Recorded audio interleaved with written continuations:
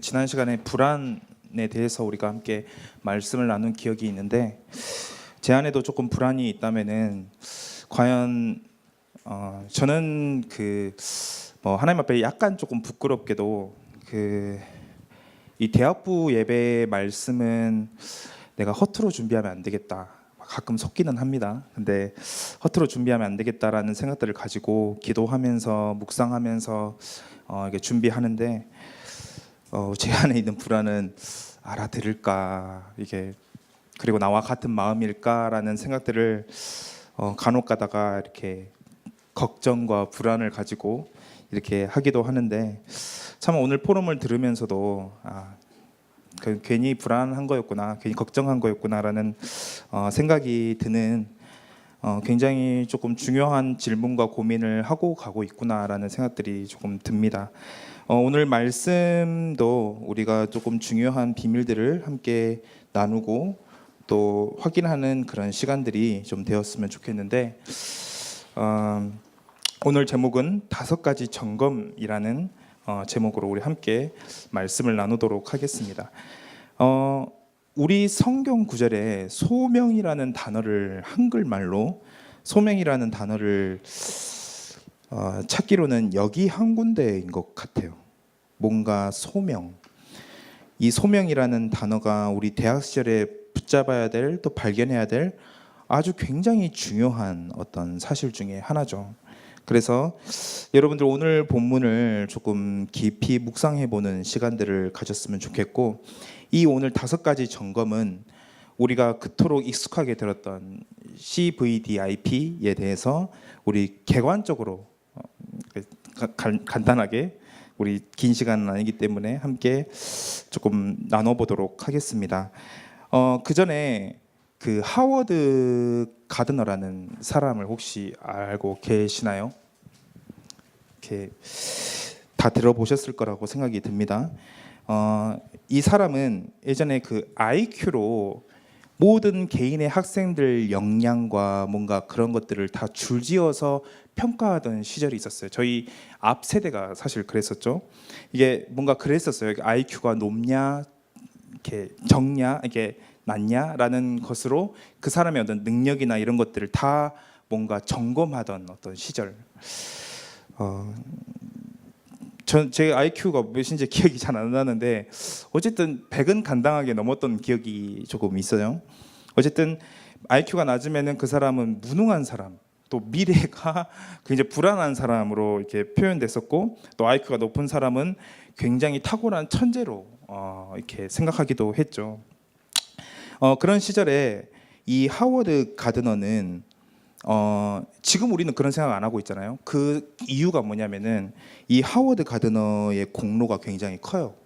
이 사람이 어떤 이론을 발표했는데, 무슨 이론이냐면은 다중지능 이론이라는 것을 발표를 했어요. 그래서 서점에 가 보시면은 하워드 가드너의 다중지능이라는 책이 있어요. 그래서 여러분들 한 번쯤은 읽어도 좋다. 굉장히 학자여서 되게 어려울 줄 알았는데 굉장히 쉬워요, 책이. 그래서 술술 읽히는 책이기 때문에 여러분들이 한번 읽어보기를 바라겠습니다. 이 하워드 가드너는 하버드 교육대학원 교육심리학과 교수예요. 그리고 하버드 대학 심리학과 또 겸임 교수이기도 합니다. 이 다중지능 이론은 여러 나라에 도입이 됐어요. 굉장히 전도 유망한 어떤 이론이기도 합니다. 그리고 이걸 바탕으로 학교와 연구소가 전 세계적으로 세워지기도 한 굉장히 중요한 어떤 이론 중에 하나고, 저도 굉장히 흥미롭게 살펴보고 있는 이론 중에 하나입니다. 제가 이 하워드 가드너의 다중지능을 소개하고 여러분들에게 이렇게 말하기 위해서 이렇게 한 건 아니고요. 여기서 이 하워드 가드너가 이 책에서 중요하게 자기가 고려해 보고 있다, 살펴보고 있는 새로운 9번째 지능이 있다라고 이야기를 하고 있는 거예요. 여러분들이 이 말을 보신 사람도 있겠죠. 이 9번째, 근데 자기는 이 9번째 지능이라고 표현하진 않아요. 왜냐하면 아직 연구가 마무리되지 않았기 때문에. 그는 8번째 2분의 1 지능이라고 표현을 하고 있어요. 근데 굉장히 중요한 지능이라고 표현하고 있습니다.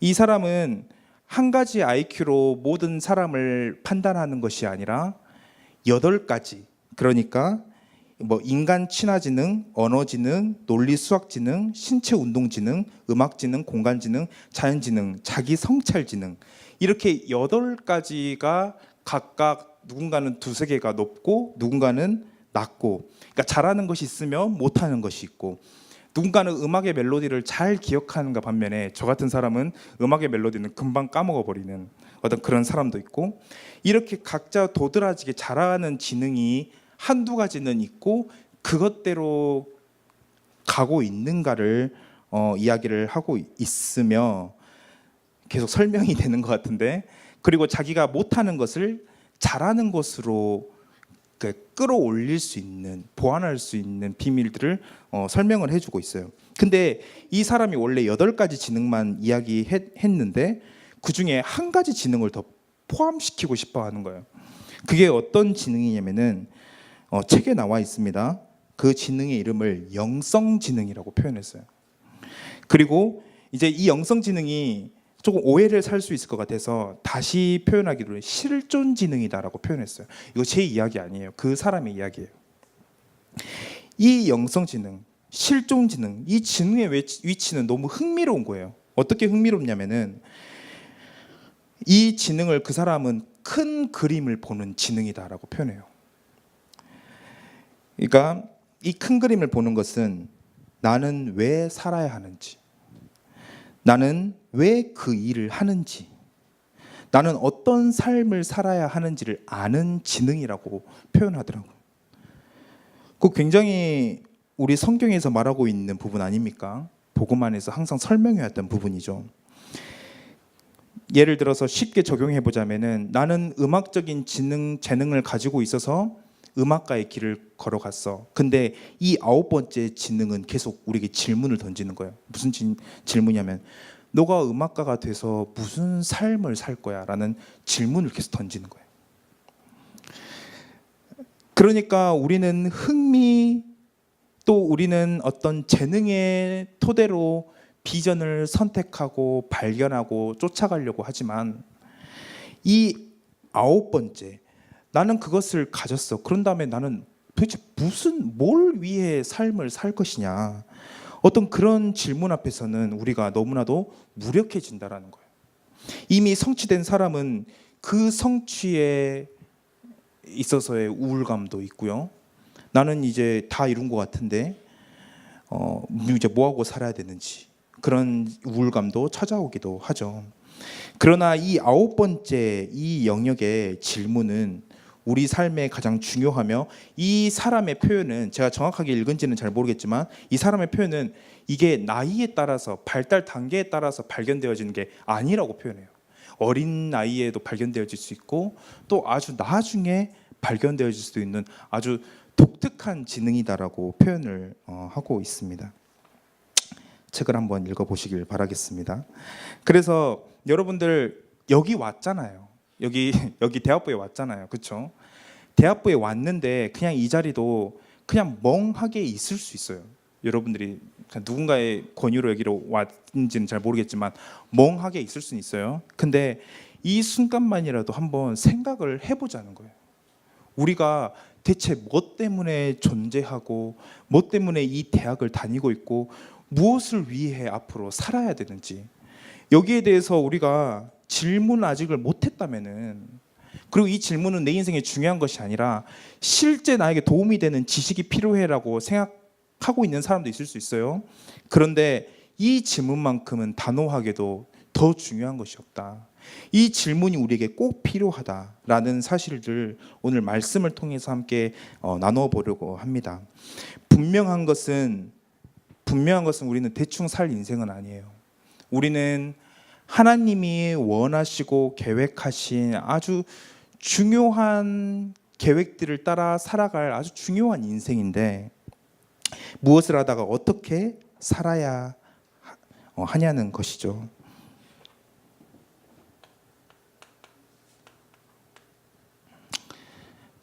분명한 것은 다시 태어난 사람들은 저와 여러분들 뜻하죠. 다시 태어난, 복음으로 다시 태어난 사람들은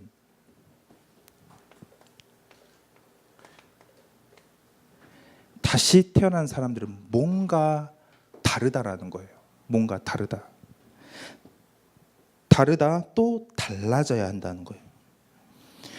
우리의 가치관, 우리의 비전, 우리가 무엇을 향해 달려가야 되는 어떤 방향들, 이런 것들이 세상과는 같을 수가 없다라고 얘기를 하는 거예요. 성경은 그렇게 얘기하고 있어요. 같다고 생각하십니까? 절대 달라요. 여러분들이 만약 같다면은 심각한 안에서 영적인 갈등이 있을 거예요. 근데 성경은 같을 수도 없고 절대로 불신자들이 따라올 수 없는 가치관, 그들이 이해할 수 없는 가치관, 그들이 미련하다고 여기는 가치관을 소유하게 된다라고 얘기하고 있어요. 그게 우리를 다르게 만든다라고 표현하고 있습니다. 우리는 돈을 버는 것도 달라야 합니다. 성공을 보는 것도, 성공을 하는 이유도 달라야 돼요. 그리고 여러분들 심지어 실패를 보는 눈도 달라야 돼요. 우리는 완전히 다른 것 투성이에요.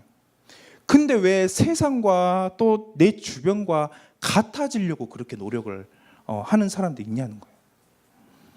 여러분들 오늘 이 사실들을 정확하게 이해해야 하는 거예요. 그래서 한 가지 오해하지 말아야 될 것은, 다르다라는 것은 이런 말입니다. 표면적으로는 같아요. 똑같이 펜을 두고 공부를 하죠. 막 우리가 주문을 외워서 펜이 막 저절로 움직여서 막 공부하는 거 아니잖아요. 그리고 다 똑같아요. 똑같이 놀기도 하고 똑같이 하기도 하고. 근데 무엇으로 감동을 받냐? 무엇을 나를 아프게 만드냐? 무엇이 나로 하여금 움직이게 만드냐는 그 안의 것이 너무나도 다르다라는 거예요. 표면적으로는 같아 보일 수 있습니다. 다른 사람과 똑같이 학원을 다닐 수도 있고 똑같이 학교를 다니는 형태는 비슷할 수 있어요. 근데 그 안에, 내면에 무엇을 기초로 해서, 무엇을 반석으로 삼아서 향하고 움직여야 되냐는 거예요. 그게 우리에게는 굉장히 점검해야 될 중요한 사실 중에 하나이죠. 그래서 오늘 나눌 내용이 그 다름의 기준이 될 것입니다. 그 기준을 여러분들이 정확하게 스스로를 점검해봐라. 그래서 오늘 제목을 5가지 점검이라고 얘기를 했고, 그래서 오늘 나눌 내용은 순서는 아니니까 오해하지 마세요. 꼭 이게 있어야지만 이 다음 단계가 있고 다음 단계가 있다라는 순서는 아니에요. 어떤 사람은 3번째가 먼저 그럴 수도 있고 2번째가 먼저일 수도 있고, 자, 순서는 다 다르다라는 걸 이해시키고 먼저 시작을 해보도록 하겠습니다. 그 차이가 어디서 생기는지 점검을 해야겠죠. 그 차이는 여기서 생겨요. 언약이에요, 언약. 아주 중요한 언약, 이 언약이 주는 곳에서 시작이 된다는 거예요. 이 언약 때문에 우리는 실패와 무수히 많은 문제 속에서도 하나님이 우리를 향해서 언약의 여정이다, 여정이다. 그러니 낙심하지 마. 궁극적으로는 너가 성공했으니까, 궁극적으로는 너는 완벽하게 보장되었기 때문에 하지 마. 이미 홈런을 쳤어. 너는 1루, 2루, 3루 베이스를 밟기만 하면 돼. 거기서 멈춰 있을 필요가 없어. 라고 이야기를 하고 있는 지점인 거예요. 이 언약, 그래서 오늘 내용을 정말로 잘 더 심도 있게 이해하고 싶으면은 그 나영환 목사님이 쓴 CVDIP의 그 책이 있어요. 얇지만은 그 만만치 않은 책입니다, 여러분들. 그 읽어보시고 또 깊이 묵상해보는 시간 되길 바라겠습니다. 그래서 저는 대략적으로 우리가 좀 설명을 조금 드리고 점검해 볼 수 있도록 하겠습니다. 이 언약은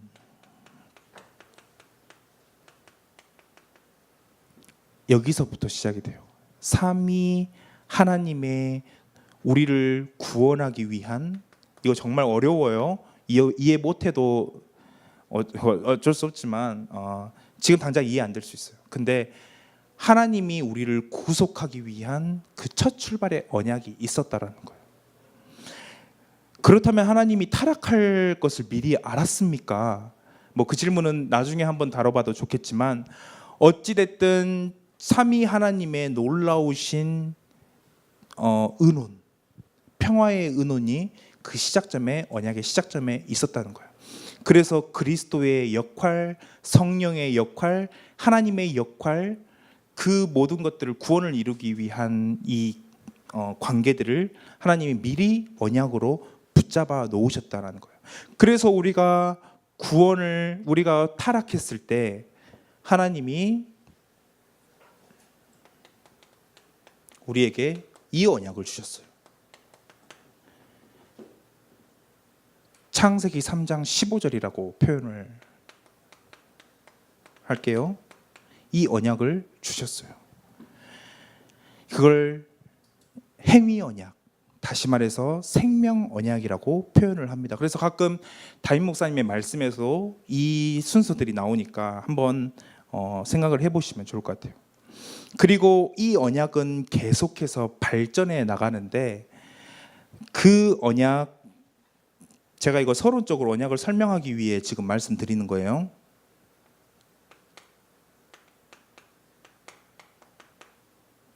하나님이 이 언약을 발전해 나가는데 우리에게 중요하게 은혜의 언약을 주셨어요. 이게 바로 유명한 십계명 사건이에요. 언약이 달라진 게 아닙니다. 발전했어요. 그래서 십계명을 통해서 하나님이 우리에게 은혜의 언약을 주는데, 무슨 십계명이 은혜의 언약이냐라고 생각할 수 있지만은, 출애굽기 20장을 보면은 이 십계명을 선택하기 전에 1절에 뭐라고 되어 있냐면은, 야, 나는 너를 애굽 땅에서 건져낸 그 하나님이야. 우리가 십계명을 잘 지켜서 건져낸 것이 아니라 이미 건지고 나서 어떤 삶을 살아야 되는지를 은혜로 보여줬다라는 거예요. 그래서 은혜 언약이라고 설명을 합니다. 그리고 그 은혜 언약이 지켜지지가 않았어요. 그래서 하나님이 중요한 언약을 다시 선포했는데, 그게 새 언약이고, 여기서 중요하고 선명하게 그리스도가 선포되어지는 이 은혜의 발전들이 있었다라는 거예요. 그래서 이 그리스도, 우리가 언약이라고 할 때는 기억해야 돼요. 사도행전 1장 1절이고 3절, 8절을 여러분들 보이실지 모르겠지만 기억해야 되는 거죠. 언약의 핵심은 그리스도예요. 하나님이 우리에게 말씀으로 약속하신 그 모든 주체는 그리스도예요. 그래서 이 그리스도를 믿고 구원을 받는 것이 중요하고, 이 구원을 받는 자에게 하나님이 주신 은혜 중에 은혜는 뭐냐면은 바로 하나님의 나라라는 사실이에요. 왜 40일 동안 설명했을까? 제자들에게 왜 40일 동안 긴 시간 설명을 했을까? 그 하나님의 영광의 나라에 대해서 왜 설명했을까? 그리스도를 이해하면은 하나님의 나라를 알게 되고요. 이 말 이해할지 모르겠는데, 그리스도를 이해하면 하나님의 나라의 영광에 대해서 알게 돼요. 이 영광을 위해서 살고 싶다, 이 영광을 위해서 사는 것이 얼마나 내 인생에 가치가 있는지를 깨닫게 된다는 거예요. 나 좀 실수할 수 있지만 이 영광을 위해서 살고 싶다, 라는 어떤 거룩한 갈망에 사로잡히게 되는데, 구원받은 사람들의 특징이에요. 그래서 이 사람들은 자기 힘으로 하지 않습니다.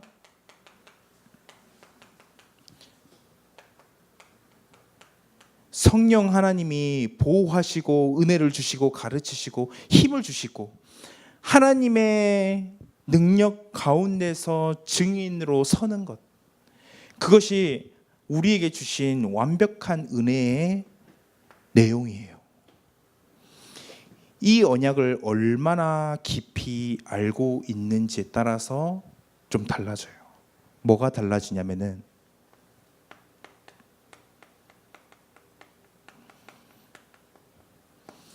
이 비전이 보이게 된다라는 거예요. 제가 메시지 가운데 간단하게 설명을 해서 잘 알고 있기 때문에 큰 부분에 대해서만 설명을 하겠습니다. 하나님이 이 언약을 통해서 하나님이 우리에게 뭔가를 알게 했다라는 거예요. 알게 했는데 이 비전은 뭐냐?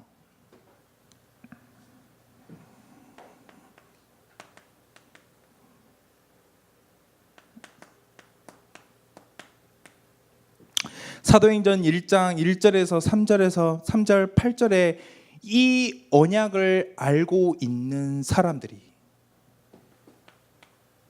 이 말 복잡하니까 잘 이해하시길 바라겠습니다. 창세기 3장 6장 11장 우리 잘 알고 있죠?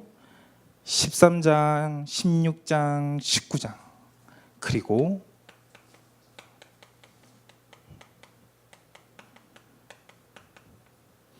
이 현장을 보게 돼요. 이게 핵심이에요. 비전은 뭔가를 본다는 거예요. 구원과 언약을 알게 되는데 우리의 비전은 뭔가를 보는 거예요. 참 좋다. 내가 그리스도 안에서 참 행복한 거 알겠어? 하나님 나라를 추구해야 되는 거 알겠어? 그리고 내 힘으로 하는 것이 아님을 알겠어? 그런데 세상을 보니까 완전히 다르게 살고 있는 것을 보는 거예요. 그리스도면 다 끝나는데 왜 이 사람들은 그리스도가 아니지? 이 사람들이 자기 나름대로의 바벨탑을 쌓아가고 있고 그들의 왕국을 세우려고 하는데, 아닌데 하나님 나라를 우리가 세워야 되는데, 나는 이 사이에 간극, 이렇게 표현해 볼게요. 거리, 이게 나로 하여금 마음이 아프게 만드는 거예요. 이상하다. 복음이면 다 끝나는데 이 사람들은 왜 그렇게 살고 있지? 왜 교회는 무너지고 있지? 왜 그런 일들이 일어나고 있지? 복음이면 다 끝나는데. 여러분들 비전에 중요하게 점검해야 될 것 하나, 흥미 있습니까? 또 재능 따라 여러분들 선택했습니까? 그렇다면은 이제 고민하십시오. 내가 어디에 마음을 아프게 만드는지, 그것이 나를 어느 시점에 마음을 아프게 하는지를 발견해야 돼요. 이 간극을 느끼면 아픈 지점을 알게 돼요. 왜냐하면 참된 행복을 봤으니까. 내가 엄마 아빠의 사랑을 알아야지만 엄마 아빠에게 학대당한 아이들의 마음들을 알게 돼요. 그들이 진짜 이 엄마 아빠의 사랑을 받으면은 회복될 수 있을 텐데 라는 사실들을 알게 돼요. 우리는 완벽한 은혜를 구원받은 사람에겐 알게 됩니다. 그런데 지금 세상은 그렇지 않다라는 걸 알게 돼요. 그것을 보는 거예요. 어느 시점에서 보냐? 내가 특별히 교육 분야에서 볼 수도 있어요. 경영의 분야에서 볼 수도 있어요. 또 어떤 사람들은 공무원의 현장에서 볼 수도 있어요. 사람마다 다 달라요. 그래서 그것을 보고 내 마음이 어디가 아픈지, 그래서 이런 사람들은 선택을 해도 다르게 선택해요. 거기서 달라지는 거예요. 여기에 대해서는 이해를 엄청나게 들 수도 있어요. 그렇지만 시간이 없으니까 한 가지만 예를 들자면은 느헤미야가 그랬었죠. 그 느헤미야의 1장에 보면은 기도들을 보면은 알 수 있습니다. 이거 느헤미야가 언약을 알고 있었구나. 근데 멀리서 성벽이 무너졌다라는 사실들을 듣고 수일 동안 울었어요. 그 느헤미야의 마음을 아프게 만든 거예요. 그 느헤미야는 모르겠어요. 왜 성벽을 지어야겠다라고 생각을 했는지 그게 하나님이 주신 아픈 마음이었어요. 또 누가 있습니까? 뭐 여러 가지 있겠죠. 마틴 루터도 마찬가지겠죠. 구원을 이 사람들이 모르는 것은 성경을 보지 못해서구나. 성경을 보지 못했구나. 완벽한 복음, 믿음으로 구원을 받는다라는 걸 이해하고 나서 사람들을 보니까 이 사람들은 성경을 읽을 수가 없으니까 잘못된 구원관을 갖고 있다는 걸 알게 된 거예요. 그러니까 그가 고난받고 생명을 위협받는 그 순간에도 뭘 했죠? 성경 번역을 했잖아요. 아니 좋은 거 많고 하나님 일 많은데 왜 성경 번역을 했냐는 거예요. 여러분들에게 요구하는 거 많잖아요. 어른들이 뭘 해라 저거 해라 이거 해라 라고 이야기하는 거 많습니다. 또 여러분들이 하고 싶은 거 있겠죠. 그걸 왜 하냐는 거예요. 여러분과 무슨 관계가 있냐는 거예요. 그거를 이해해 줄 가장 중요한 키워드가 바로 언약과 비전 안에 담겨져 있어요. 그러면 자연스럽게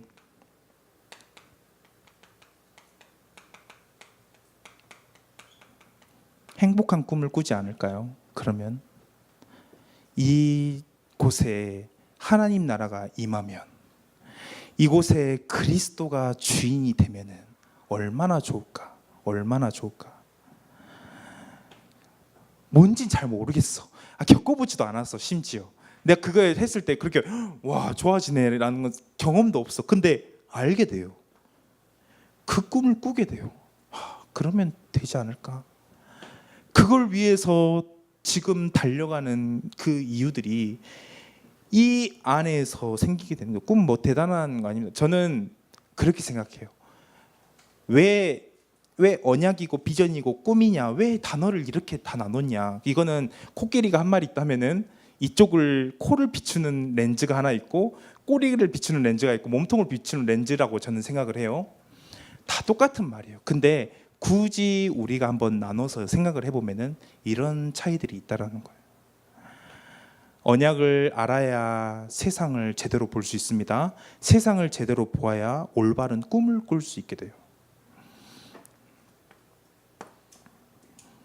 그래서 마틴 루터 킹, 여러분들 인권한 어떤 복음 모르는 목사라고 생각할 수 있겠지만 저는 그렇게 생각하지 않아요. 그 사람이야말로 진짜 소명대로 살았다라고 생각이 들어요. 그 사람이 유명한 그 말 있잖아요. 나는 꿈이 있습니다 이러잖아요. 그 사람은 왜 그런 꿈을 꿨을까? 여러분들 생각해 본 적 있습니까?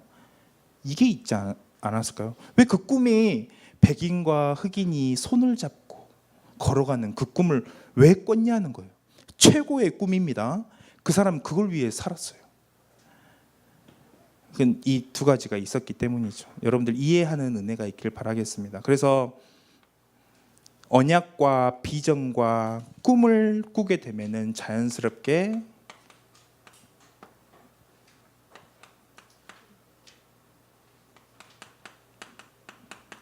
계획과 실천할 수 있는데, 이 부분은 정말 간단하게 설명할게요. 여러분들이 훨씬 더 머리로는 잘 알고 있기 때문에. 근데 왜 안 하냐라는 것은 이게 없기 때문이지 않습니까? 뭐 굳이 우리가 핑계를 대본다면은, 그쵸? 좋은 거 알겠어. 근데 내가 왜 해야 되는지를 모르는 거잖아요. 그쵸? 그 이유를 여기서 다 설명을 한 거예요.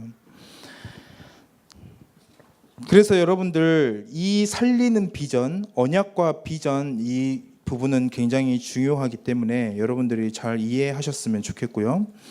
이 비전을 이해할 때 비로소 나를 위한 삶을 산다는 그런 저급한 생각은 하지 않게 돼요. 희생이 뭔지를 알게 돼요. 이것이 있기 때문에. 여러분들 희생하는 비전이 진짜 비전이에요. 여러분들 이 자리에 있는 거 누군가의 희생이 있기 때문에 가능한 거예요. 단적으로 얘기해 볼까요? 부모님의 희생이 있기 때문에 우리 가능해요. 이 자리에 있다라는 건 누군가가 목숨을 걸고 희생했기 때문에 우리가 있는 거예요. 그래서 나를 위해 삶을 산다? 그것은 굉장히 멍청한 이야기예요. 하나님의 나라는 희생이 있어야지만, 하늘의 밀알이 썩어야지만 중요하게 볼 수 있는 나라들이에요. 그래서 비전은 그 모든 것들의 이야기가 있습니다. 그래서 흥미와 재능에 따라서 비전을 선택하지 말아라. 더 중요한 것, 우리가 더 생각해야 될 것은 나의 마음이 어디에 아파야 되는 그 상한 심령인 거예요. 나는 어디에 마음이 아픕니까? 그 사람은 경찰의 분야일 수도 있죠. 그런데 이런 경우도 있어요. 거기에 이미 있는 경우가 있어요. 나 이거는 잘 모르겠고 이미 저는 그 가운데 과정 중에 있는데요. 하나님 실수하는 하나님 아닙니다. 그 있는 그 자리에서 찾아보세요. 왜 나는 이 자리에 있을까? 왜 나는 이 과정 중에 있었을까? 다시 한번 점검해 보라는 거예요. 그래서 제가 아까 처음에 순서는 생각하지 말라고 얘기를 하는 거예요. 그 순서가 뒤바뀔 수도 있다라는 것이기 때문이죠. 그래서 여러분들 이 세 가지를 고려해서, 죄송합니다. 벌써 시간이 그렇게 됐네요. 그래서 여러분들 시기는 절대로 늦은 시기가 아닙니다. 이건 고등학교 때 다 끝내야 되는 거 아닙니까? 이미 과를 선택하기 전에 하나님이 실수하지 않는 하나님인 걸 인정하고 절대 늦지 않았으니까 30대인 제가 봐도 여러분들 늦지 않았어요.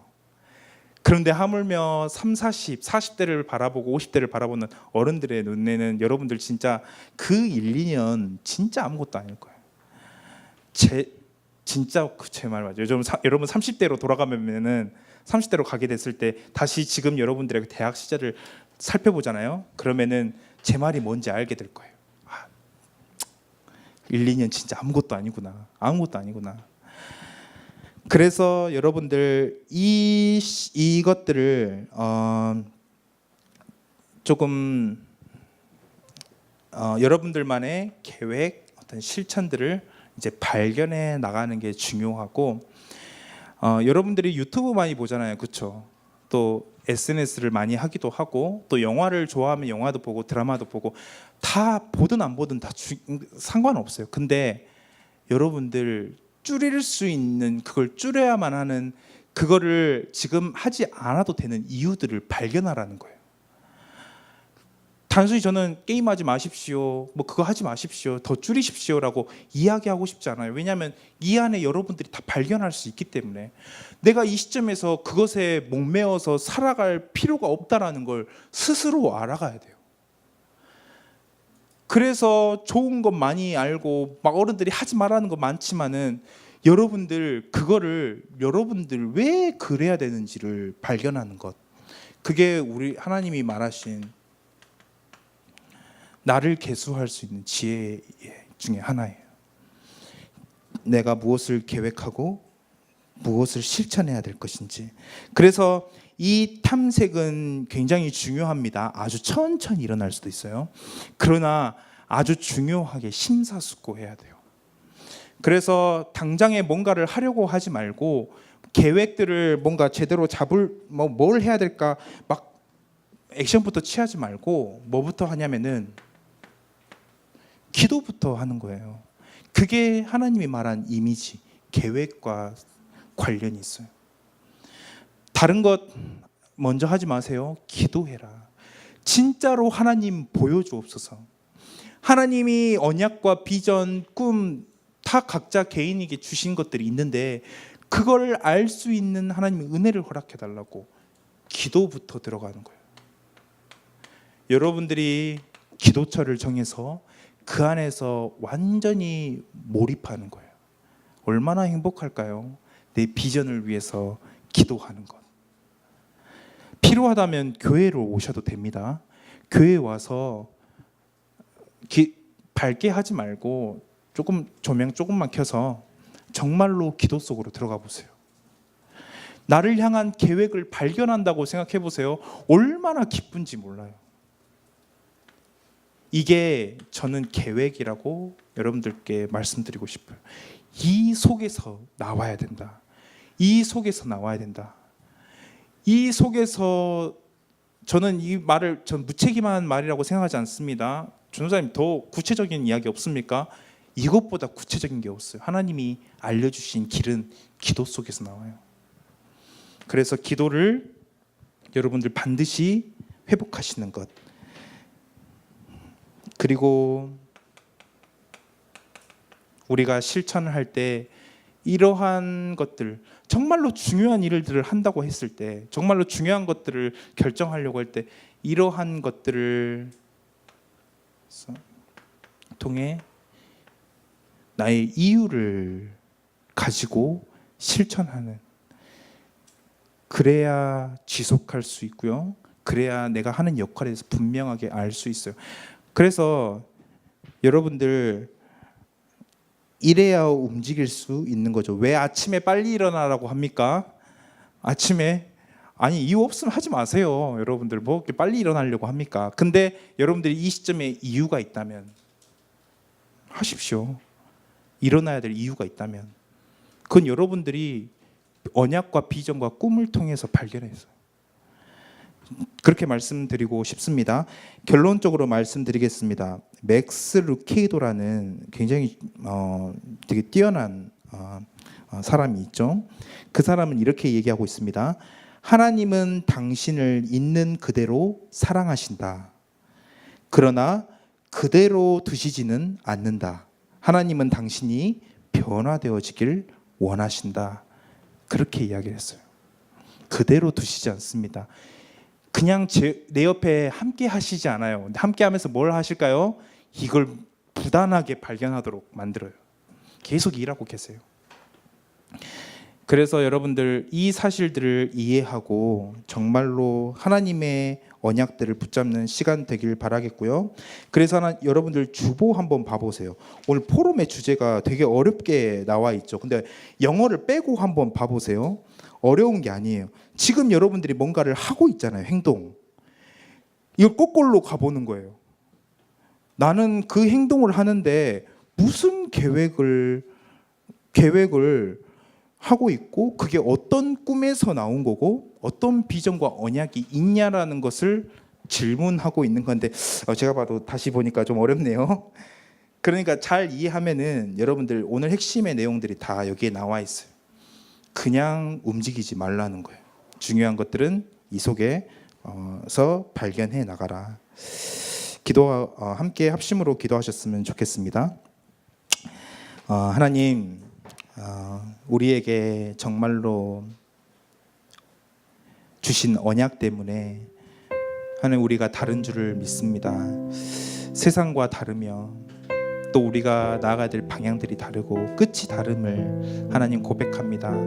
그러나 하나님 세상은 자꾸만 우리를 속이고 같다고 이야기를 하고 같아지라고 이야기를 하고 있습니다. 하나님 그 희망 없고 소망 없는 또 썩어질 것에 우리의 소망을 두는 것이 아니라 하나님의 언약을 이해하고 또 그 언약에 애통한 마음을 가지고 비전을 발견하는 우리 대학부 한 명 한 명이 되게 하여 주옵소서.